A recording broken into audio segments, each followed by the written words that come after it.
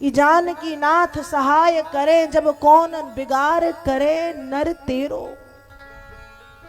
जब राम जी का हाथ सिर पर आ जाता है, जब नारायण का हाथ सिर पर आ जाता है, जब श्री बांके बिहारी का हाथ सिर पर आ जाता है, तो दुनिया में किसी भी व्यक्ति में ये ताकत नहीं कि हमारा या किस भक्त का कुछ बिगड़ जाए। जब जानकी नाथ की कृपा, जब जानकी नाथ का वरद हस्त व्यक्ति के सिर पर आ जाता है, तो सूरज मंगल भौम भृगु सुत गुरु और बुध वरदायक तेरो। ये जो ग्रह दशाएं चलती हैं, ये 9 ग्रह जो परेशान करते हैं, ये भी वरदान देने वाले बन जाते हैं। कब? जब जानकी नाथ का हाथ भक्त के सिर पर आ जाता है। तो प्रहलाद जी के सिर पे भगवान का हाथ है। कौन बिगाड़ करे नर तेरो। प्रहलाद का कौन कुछ बिगाड़ सकता है? कोई बिगाड़ेगा? प्रहलाद का कोई कुछ बिगाड़ सकता है? कोशिश कितनी की, पर कुछ नहीं बिगड़ा प्रहलाद का। क्यों? नारायण का वरद हस्त, जानकी नाथ सहाय कर रहे हैं, सहायता कर रहे हैं। हर बार रक्षा कवच बन के प्रहलाद की रक्षा श्री भगवान कर रहे हैं, श्रीनिवास कर रहे हैं भगवान की, प्रहलाद की रक्षा। अंत में हिरण्यकश्यप ने प्रहलाद को काल कोठरी में बंद किया कि इसको ना कोई पानी देगा ना भोजन देगा। 2-4 दिन में बिना पानी और भोजन के पड़ा पड़ा अपने आप मर जाएगा। 1-2 दिन तो बीते। भगवान ने देखा, लक्ष्मी जी से कहा कि आपके पुत्र भूखे हैं, जाइए। कैसी मैया हो, चिंता नहीं हो रही, बेटे को कुछ पवा के आओ, खिला के आओ। लक्ष्मी जी ने भी भगवान की बात मानी, खूब अच्छा भोग थाल में सजा के पहुंची कारागार में, अपने हाथों से प्रहलाद को भोग पवाया और थाल वहीं छोड़ के चली गई। अब उसी दिन हिरण्यकश्यप आया कारागार में, जब थाल देखा तो पूछता है कि बताओ, मेरे मना करने के बाद भी कारागार में तुमको ये भोग प्रसादी देने का दुस्साहस किसने किया? प्रहलाद जी मुस्कुराए और मुस्कुराते हुए कहते, वाह पिताजी वाह, कैसी बात करते हो, समझ नहीं आता। माँ का गर्भ तो बहुत छोटा सा होता है, इतने छोटे से माँ के पेट के भीतर 9 महीने तक जो भगवान भोजन दे सकते हैं और रक्षा कर सकते हैं, क्या इतने बड़े कमरे में आके भोजन नहीं दे सकते? कहा अच्छा, तो तेरा भगवान यहाँ आया था? प्रहलाद जी ने कहा फिर वही उल्टी बात, उनको कहीं आने की जरूरत है? हरि व्यापक सर्वत्र समाना, प्रेम ते प्रकट हो ही में जाना है, कण कण में झांकी भगवान की, किसी सूझ वाली आंख ने पहचान की। भगवान कहाँ नहीं है, सर्वत्र व्याप्त है। हिरण्यकश्यप ने कहा अच्छा, तेरा भगवान यदि सर्वत्र है, क्वासौ यदि सर्वत्र कस्मात् स्तंभे न दृश्यते। यदि सर्वत्र है तो इस खंबे में भी होगा, और यदि इस खंबे में है तो मुझे दिखता क्यों नहीं? प्रहलाद जी ने कहा बुलाना पड़ता है तब वो आते हैं। प्रेम ते प्रगट, प्रेम से बुलाना पड़ता है तब प्रकट होते हैं। हिरण्यकश्यप ने कहा तो बुलाओ, मुझे देखना है तुम्हारे भगवान खंबे में है या नहीं। प्रहलाद जी ने कहा ठीक, अभी बुलाता हूं। हिरण्यकश्यप ने भी सोचा अच्छा मौका है इसको और इसके भगवान को मारने का। वो भीतर अपनी गदा इत्यादि लेने गया। यहाँ प्रहलाद जी ने खंबे में कान लगाए कि कह तो दिया है क्या सचमुच खंबे में भगवान है? अब जैसे ही खंबे में कान लगाए, खंबे के भीतर से सिंह गर्जना सुनाई दी। प्रहलाद समझ गए कि खंबे के भीतर भगवान प्रकट हो चुके हैं। और हिरण्यकश्यप आया और हिरण्यकश्यप ने आकर के जोर से अपने गदा का प्रहार खंबे पर किया। जैसे ही गदा का प्रहार खंबे पर किया, खंबा टूट गया और खंबे के भीतर से नरसिंह भगवान प्रकट हो गए। बोलिए नरसिंह भगवान की जय, भक्त वत्सल भगवान की जय। खंबे के भीतर से सिंह गर्जना करते हुए नरसिंह भगवान लंबा चौड़ा स्वरूप प्रकट हो गए। अब जैसे ही देखा, एक बार तो प्रहलाद भी कांप गए कि ये कौन है, इतने भयंकर भगवान।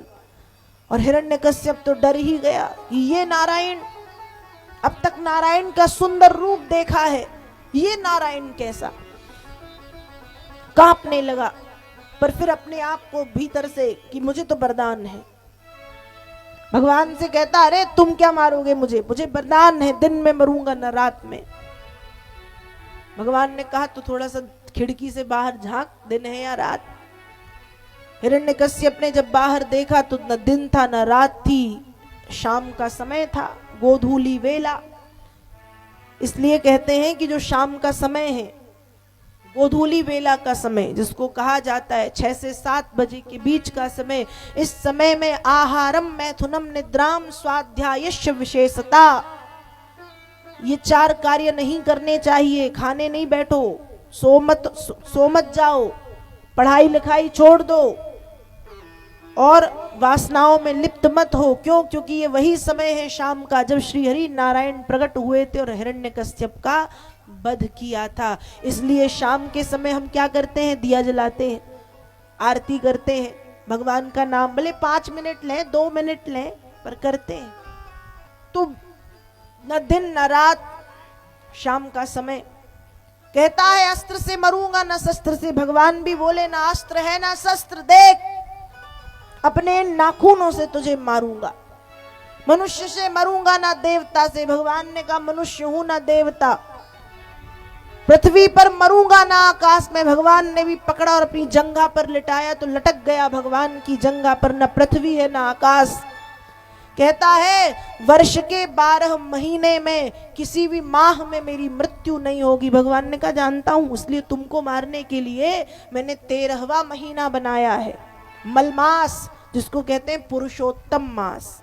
और ऐसा कहते हुए श्री हरि नारायण नृसिंह भगवान ने अपने दोनों हाथों के नाखूनों को हिरण्यकश्यप की छाती में चुभा करके छाती को फाड़ दिया, विदीर्ण कर दिया और छाती को फाड़ के उसको पृथ्वी पर फेंक दिया। और गर्जना करते हुए नारायण सिंहासन पर जाकर के बैठ गए। हिरण्यकश्यप मर गया। वहीं पे प्रहलाद खड़े हैं, भगवान का ये भयंकर रूप देखा तो हाथ जोड़े हैं, आंखों से आंसू बह रहे हैं, कांप रहे हैं। देवी देवता भी सब आकाश में खड़े होकर ये सब दृश्य देख रहे थे। ब्रह्मा इत्यादि चिंता में हैं कि अब नारायण शांत कैसे होंगे, भगवान अपने सौम्य रूप में कैसे आएंगे। लक्ष्मी जी ने कहा मैं जाती हूं, मैं तो पत्नी हूं, मेरी बात जल्दी सुन लेंगे। ब्रह्मा जी ने कहा जाओ, कोशिश करो, पत्नी हो आप। अब ब्रह्मा जी ने कहा जाओ। जैसे ही लक्ष्मी जी आगे बढ़ी, आधी दूर पहुंची थी, भगवान नारायण ने जब एक गर्जना की तो उल्टे पैर लक्ष्मी मैया वापस। कहा आज भगवान मुझसे भी नहीं मान रहे। किससे मानेंगे? ब्रह्मा जी ने कहा कि आज भगवान सिर्फ भक्त के वश में है। किसके वश में है?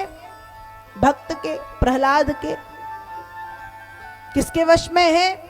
प्रहलाद के वश में। कुछ कर सकता है तो केवल प्रहलाद कर सकता है। क्यों?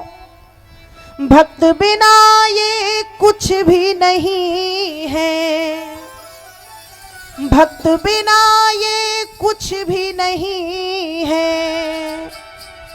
भक्त है इनकी जान, भगत के वश में है भगवान, भगत के वश में है भगवान। सभी बोलिए भक्त बिना ये कुछ भी नहीं है, भक्त बिना ये कुछ भी नहीं है। भक्त है इनकी जान, भगत के वश में है भगवान, भगत के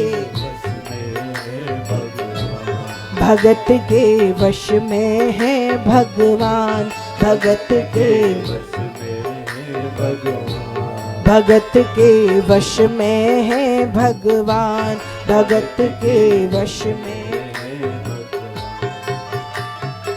और कहा कि भगवान केवल भक्त के वश में है। प्रहलाद जी यदि चाहें तो भगवान अभी शांत हो जाएंगे। ब्रह्मा जी ने कहा पुत्र जाओ, पर प्रहलाद जी भी 5 वर्ष के हैं, कांप रहे हैं कि मैं कैसे जाऊं।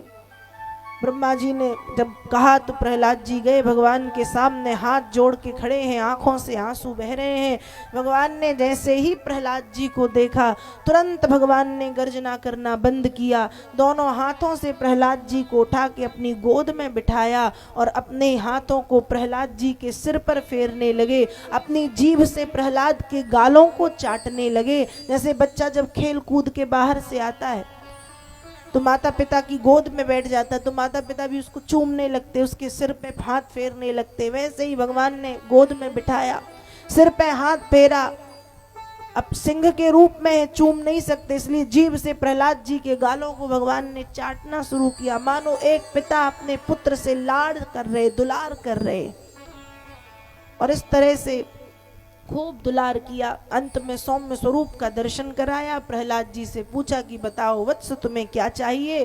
प्रहलाद जी कहते हैं भगवान मैं तो केवल आपकी भक्ति चाहता हूँ, आप मुझे केवल भक्ति का वरदान दें कि मेरे जीवन में आपकी भक्ति की धारा निरंतर प्रवाहित होती रहे।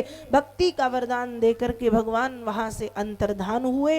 इस तरह से नरसिंह अवतार धारण करके भगवान श्री हरि नारायण ने भक्त प्रहलाद जी की रक्षा की।